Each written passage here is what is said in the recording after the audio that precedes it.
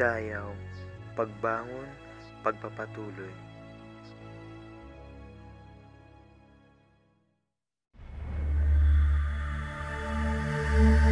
Tahimik, walang tao, walang natira, kundi ang mga butas-butas at wasak na mga gusali na naging saksi sa 5 buwang bakbakan ng Mountie at militar.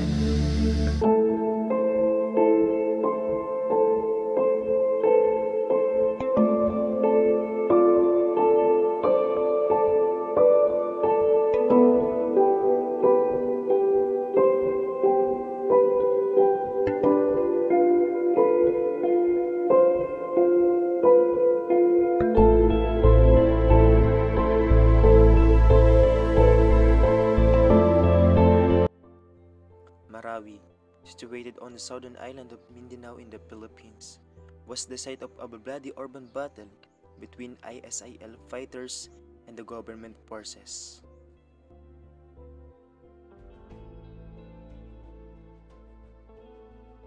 On May 23, 2017, government forces clashed with armed fighters from 2 ISIL-affiliated groups, Abu Sayyaf and the Mountie.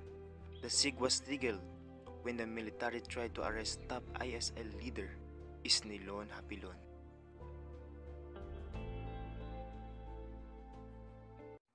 Nakakalungkot isipin na dahil sa giyerang ito, napakaraming pamilya ang naapektuhan, napakaraming buhay ang nawala, napakaraming gusali ang nawasak, at napakaraming buhay ang nasira.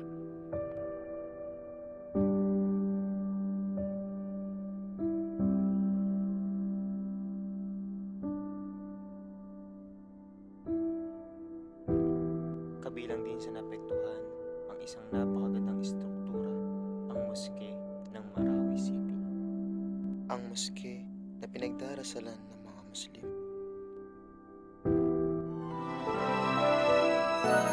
Hindi pala, hindi bomba, sa Marawi ang sagot. Ang iisang dugo ay galit ang bumabalot. Mga walang kamuwang-muwang, kayakap ang luha at pagod. Mga maling at hikain ay di tamang sagot. Marawi, sabay-sabay nating ibabangon. Buong pagmamahal, tayo ay aahon. Marawi, darating din ang isang dapit hapon. Sisikat ang araw sa isang bagong ngayon.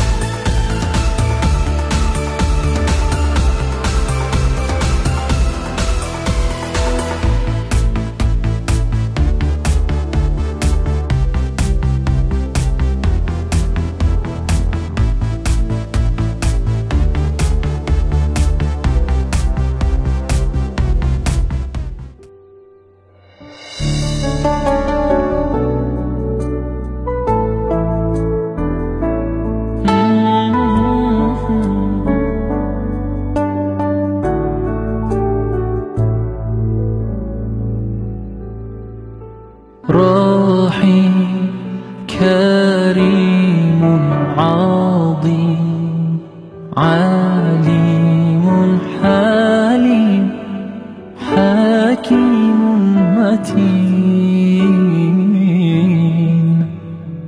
منان رحمن فتاح غفار تواب رزاق Marawi, sabay-sabay nating ibabangon. Buong pagmamahal, tayo ay aahon. Marawi, darating din ang isang dapit hapon. Sisikat ang araw sa isang bagong ngayon.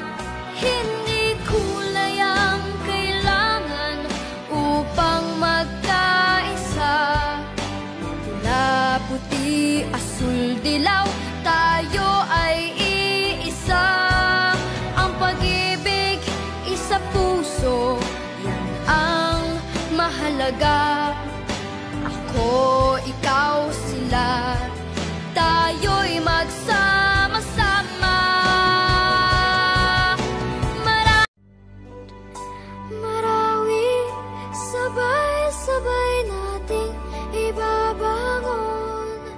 Buong pagmamahal, tayo ay aahon. Dayaw, Marawi, darating din ang isang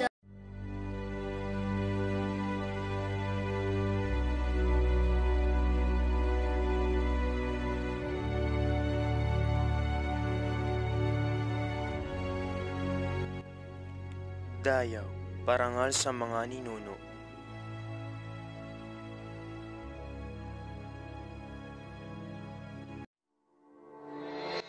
ang Pilipinas ay kilala sa pagkakaroon ng iba't ibang kultura. Ang Pilipinas din ay sinakop ng iba't ibang bansa tulad ng Espanyol, Amerika at Hapones. At marami sa kanila ang tumayo upang ipaglaban ang ating mahal na bansa.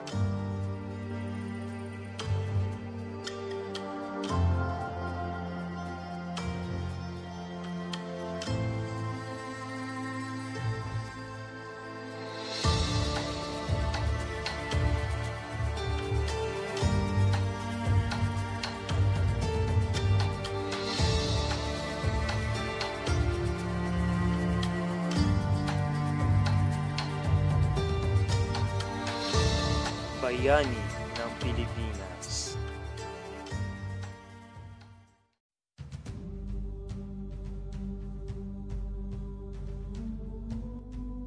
Si Rah Sulaiman ay isang Muslim na dato na namuno kasama si Rah Matanda at Lakandula, hari ng Tondo. Isang malaking populasyon ng mga Tagalog sa timog ng Ilog Pasig sa lungsod ng Maynila noong ika-1600 taon. Magilaw niyang pinapasok ang mga Kastilang kongkistador na sina Martin de Goiti at Juan de Salcedo. Naging palakaibigan siya at binigyan niya ng mga konkiskador ng mga pampalasa at mga babae bilang regalo. At sang-ayon sa mga Kastila, siya ang pinakamatapang na hari na kasagupa nila. Taong 1570 nang dumaong ang barko ng mga Kastila sa baybayin ng Maynila. Ulan ang mga sundalong banyagan na pinamumunuan ni Martin de Goiti at Kapitan Juan de Salcedo. Ngunit ang dumaan ng mga linggo, sinimulang abusuhin ng mga Espanyol at hindi nagbiglaon. Nalaman niya ang pakay ng mga Espanyol na sakupin ng kanyang lungsod at nakawin ang mga likas na yaman ng kanyang lugar. Nagpapunta ng mensahero ang mga Kastila kay Rah Sulaiman upang ialok dito ang isang mapayapang kasunduan, at upang makaiwas sa madugong digmaan ay nakipagsunduan ang matapang na hari ng Maynila sa pamamagitan ng aamain nitong si Rah Lakandula. Subalit hindi tumupad ang mapagmalambis ng mga sundalong Kastila sa kanilang kasunduan, kung kaya't muling nakipagdigma si Rah Sulaiman. Namuno siya ng isang kodeta upang mapaalis ang mga Kastila sa lungsod. Si Rah Sulaiman ay nasawi sa labanan na na naganap noong ika-3 ng Hunyo taong 1571 sa Bangkusay, Tondo.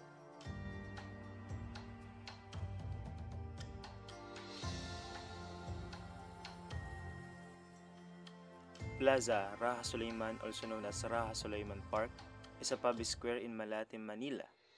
It is bounded by Ross Boulevard to the west, San Andres Street to the south, and Remedios Street to the north.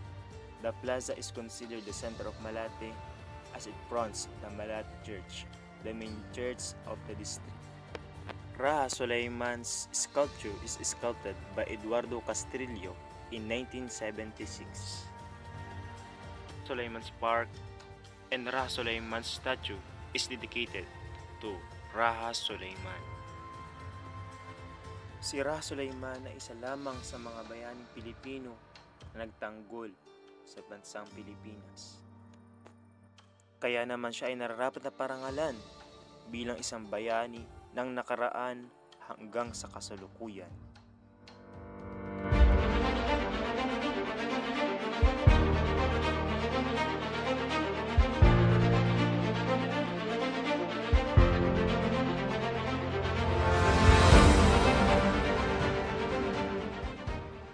This is Rodrigo Baran III, and this is Dial.